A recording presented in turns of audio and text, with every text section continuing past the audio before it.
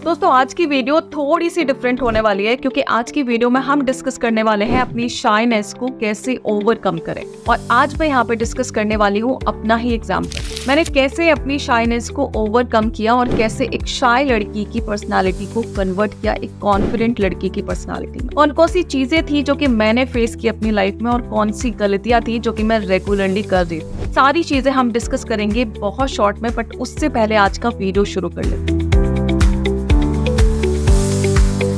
सबसे पहली गलती जो कि हम में से ज्यादातर लोग करते हैं और मैं भी करती थी, मुझे हमेशा डर होता था कि लोग मुझे जज ना करें। मैं नहीं चाहती थी लोगों के मन में अपनी एक नेगेटिव इमेज को क्रिएट करना। मुझे हमेशा डर लगता था कि किसी को बुरा ना लग जाए, कोई मेरे बारे में गलत ना सोचे, कहीं मेरे मुंह से कुछ गलत वर्ड ना निकल जाए, कहीं मुझे कोई गलत ना समझ ले। बहुत ज्यादा जब हम सोचते हैं ना तो कुछ भी अच्छा नहीं कर पाते, इनफैक्ट कुछ कर ही नहीं पाते। और यही रीजन था कि मैं ज्यादातर जगह ना शांत ही रहती थी। मुझे लगता था कि मैं शांत बैठूंगी ना तो वो शायद एक बेस्ट सोल्यूशन है इन सारी चीजों का। ना मुंह से कुछ निकलेगा, ना कोई रिएक्शन निकलेगा, ना किसी को बुरा लगेगा, ना मुझे कोई जज करेगा।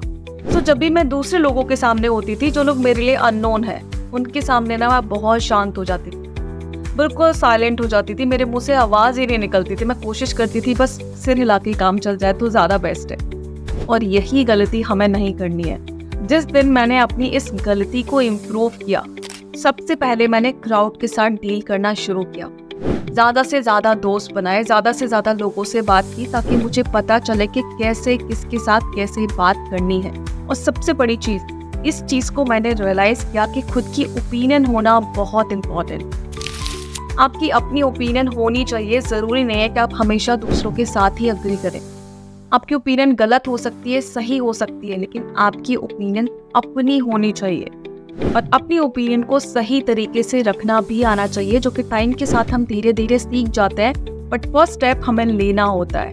दूसरी गलती, क्योंकि मुझे लगता था कि मेरा जो कलर है ना व्हीटिश कलर है, सो मुझे ऐसा लगता था शायद इस कलर पे ना बहुत सारे कलर्स अच्छे नहीं लगेंगे। सो मैं ना ब्राइट कलर्स पहनती नहीं थी, डल कलर्स पहनती थी, कि मेरे मन में ना एक कॉम्प्लेक्स था कि मेरा जो कलर है ना थोड़ा सा दबता है तो हर कलर में नहीं पहन सकती। एंड सेम चीज़ मेरे साथ थी कि मुझे ऐसा लगता था कि अगर मैं खिलखिला के हंसूंगी, दांत दिखा के हंसूंगी तो शायद मैं अच्छी नहीं दिखूंगी।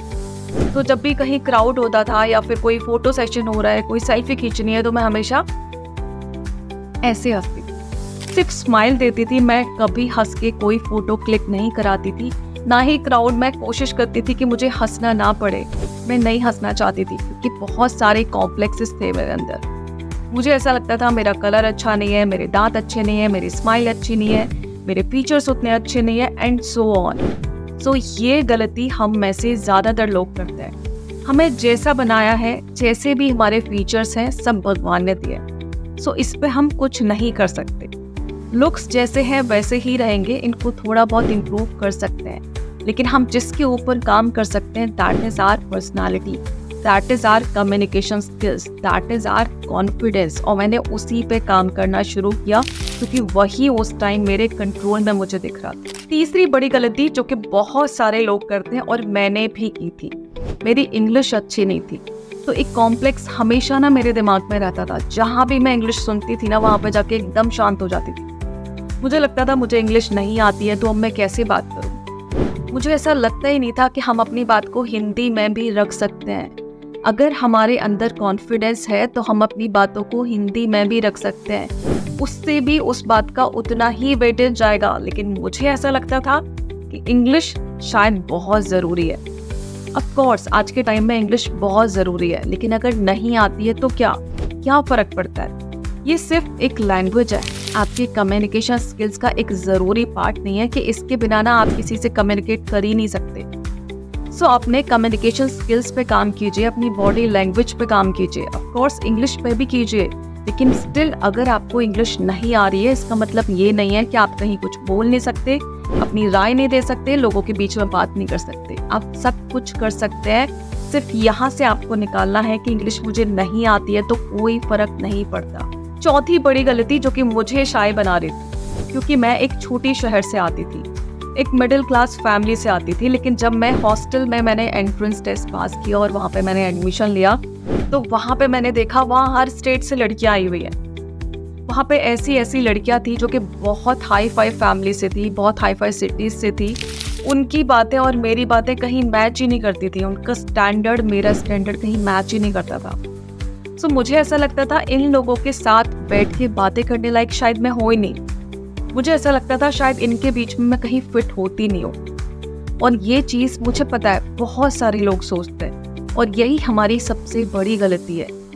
एक्चुअल में ना हमारी जो क्लास है, जिस सिटी से हम आते हैं और जिस फैमिली से हम आते हैं, एक्चुअली कहीं मैटर नहीं करती। अगर आप किसी से बैठ के बातें कर रहे हो, उसके लिए सिर्फ आपका कैरेक्टर और सिर्फ आपकी पर्सनालिटी मैटर करती है।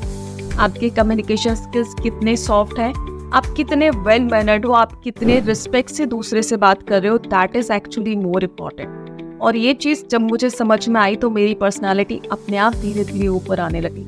पांचवी बड़ी गलती, क्योंकि मुझे ऐसा लगता था कि मुझे सादा सिंपल दिखना है, मुझे हमेशा सिंपल ही रहना है। एक्चुअली फैशनेबल होना अलग चीज़ है, लेकिन एक डिसेंट लुक के साथ प्रेजेंटेबल रहना अलग चीज़ है। सो आप सिंपल रहते हुए भी डिसेंट दिख सकते हो, आप सिंपल रहते हुए भी ना मॉडर्न दिख सकते हो। ये चीज़ें मुझे बहुत बाद में समझ में आई। और ये गलतियाँ ना आई नो हम में से काफ़ी सारे लोग करते हैं।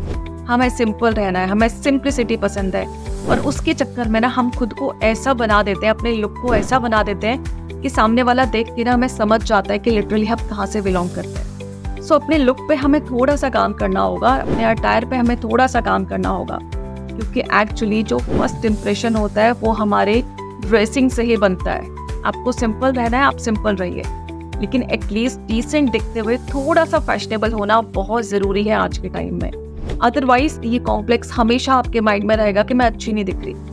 लेकिन जब आप अच्छे दिखोगे तो आपके अंदर कॉन्फिडेंस आएगा। वेल ड्रेस होगे, जब आप डिसेंट दिख रहे होगे, सोबर दिख रहे होगे, थोड़े से मॉडर्न दिख रहे होगे, थोड़े से फैशनेबल दिख रहे होगे, तो डेफिनेटली आपके अंदर ने एक कॉन्फिडेंस आएगा और आप कंफर्टेबल होके किसी भी क्राउड को डील कर सकते हो, उससे बातचीत कर सकते हो, एक अच्छा कम्युनिकेशन वहाँ पे एस्टैब्लिश कर सकते हो। सो इन पांचों चीज़ों से आपको समझ में आ रहा होगा कि ये जो कॉम्प्लेक्स होता है ना, जिस दिन हमारे मन के अंदर आ जाता है, हमारी पर्सनालिटी को दबा देता है। क्योंकि ये जो कॉम्प्लेक्सेस होते हैं ना, हमारे कॉन्फिडेंस को डाउन कर देते हैं। और जिस दिन हमारा कॉन्फिडेंस डाउन चला जाता है, हम कभी भी अपनी शाइनेस को ओवरकम नहीं कर पाते। तो अपनी शाइनेस को ओवरकम करने के लिए बहुत ज़रूरी है ये समझना कि हम जैसे हैं, जैसे भी दिखते हैं, जो भी लैंग्वेज हमें बोलनी आती है और जैसा भी हमारा थॉट प्रोसेस है, एक्चुअली यूनिक है, क्योंकि हम एक इंडिविजुअल हैं।